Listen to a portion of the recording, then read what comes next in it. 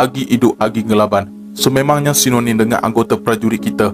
Apabila berbicara dengan tugas-tugas mereka yang sentiasa berada di dalam keadaan genting, ada kalanya satu perjalanan yang biasa boleh bertukar menjadi satu malapetaka yang merenggut nyawa mereka. Inilah yang terjadi di dalam satu tragedi yang berlaku di Tanjung Batu Babi, Sungai Katibas, Sarawak pada tahun 1971. Lenggu anak Cina. Itulah seorang anak Iban yang dilahirkan pada tahun 1944 di sebuah perkampungan Iban yang terletak di Sungai Baluh, Ngemah Kanovik, Sarawak. Memulakan karirnya sebagai seorang anggota tentera pada 10 Februari 1964 dengan menyertai 1st Battalion Rangers. Beliau merupakan support platoon of 1st Rangers dengan berpangkat pegawai waran 2 di dalam platonnya sebagai Company Sergeant Major. Kisah mengenai pegawai waran 2 Lenggu anak Cina berlaku pada tanggal 20 Januari 1971 apabila Lieutenant Muda Anwar Bashar Khan bin Haji Zakaria diarahkan oleh ketua mereka untuk ke Nangga Bangkit, iaitu satu kawasan yang terletak di Sungai Katibas. Pada ketika itu, arahannya adalah untuk berjumpa dengan para tuan rumah di kawasan tersebut untuk menghadiri satu mesyuarat antara pasukan keselamatan dan pemimpin tempatan yang akan diadakan pada tanggal 21 Januari 1971. Selain daripada itu, mereka juga diarahkan untuk mencari beberapa bahan binaan bagi membina sebuah asrama pelajar di Nangga Bangkit yang akan menjadi antara tanggungjawab CSR tentera pada masyarakat setempat. Sudah menjadi kebiasaan apabila setiap arahan ketenteraan tidak akan dijalankan bersendirian. Lebih-lebih lagi, sudah diketahui bahawa musuh seperti komunis itu ada di mana-mana. Jadi, pegawai waran 2 Lenggu anak Cina dan 12 orang anak buahnya dihimpunkan menjadi satu unit platoon kecil untuk menjalankan misi mereka. Pergerakan mereka menuju ke Nangga Bangkit bermula kira-kira jam 2 petang pada hari yang sama. Setelah mendapat taklimat daripada ketua mereka mengenai sebarang kemungkinan yang berlaku di dalam misi mereka.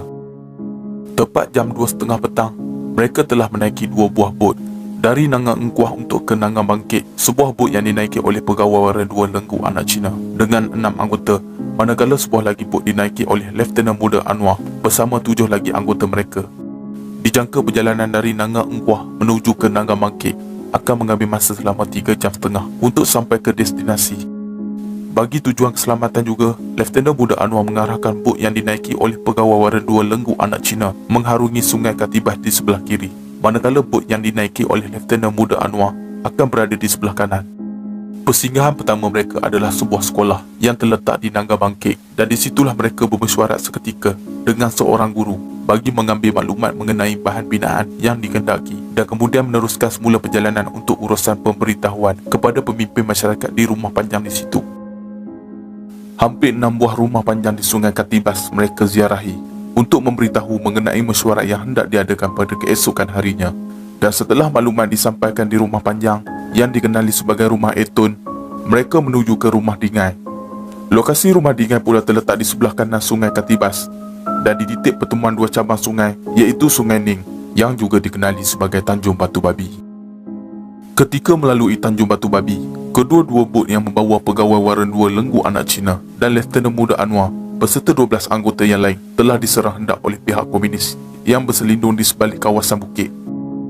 Pihak musuh telah menyasarkan enjin bot sangkut sebagai sasaran mudah bagi mematikan perjalanan bot-bot anggota keselamatan pada masa itu.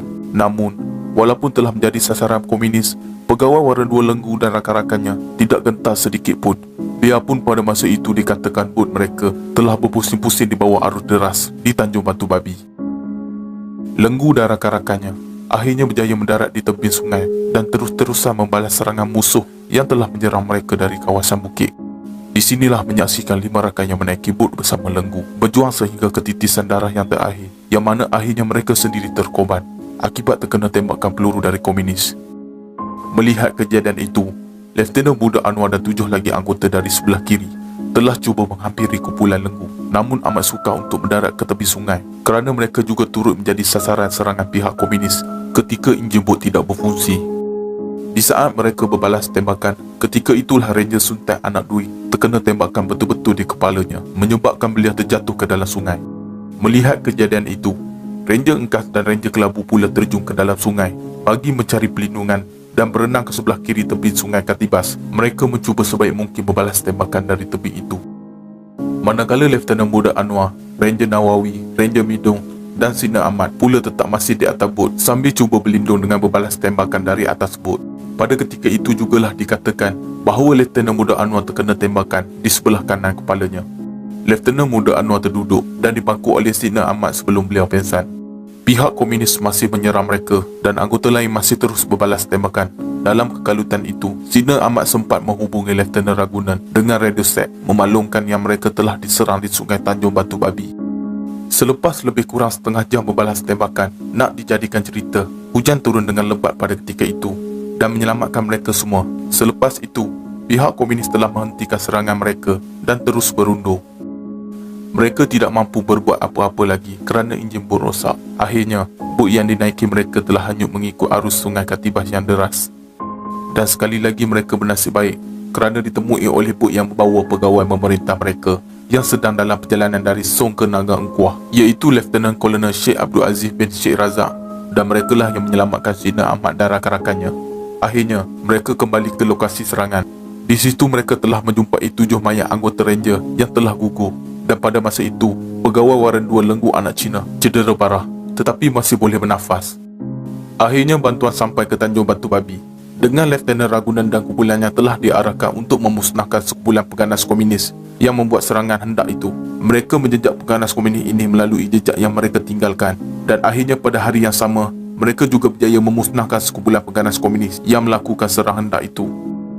Di samping itu, semasa mereka mula-mula menjejak pengganas komunis di sebalik bukit di Tanjung Batu Babi, mereka turut menjumpai 5 anggota komunis yang berjaya dibunuh oleh pegawai Wara 2 Lenggu dan rakan-rakannya. Sementara itu, pegawai pemerintah mereka sendiri membawa mayat-mayat anggota ranger yang terbunuh dalam kejadian tersebut dengan menggunakan satu bot.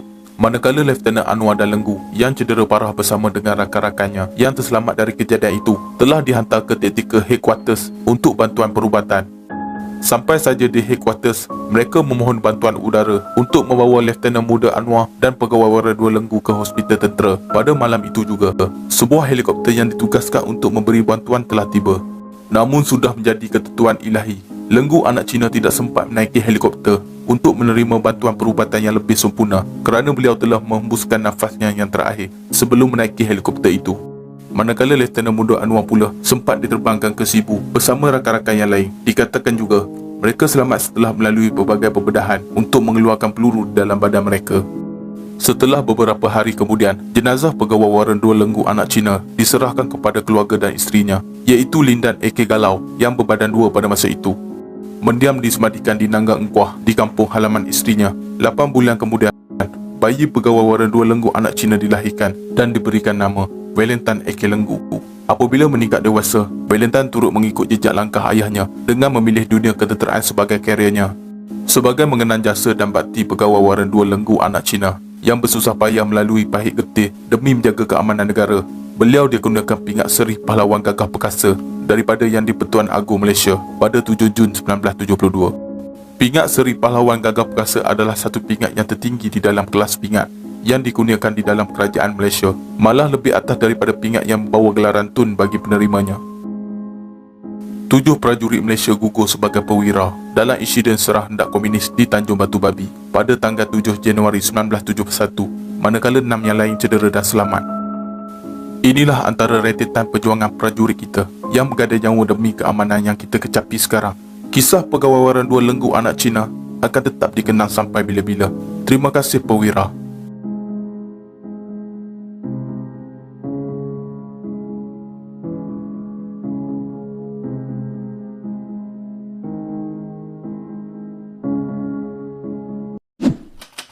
Sekian, terima kasih.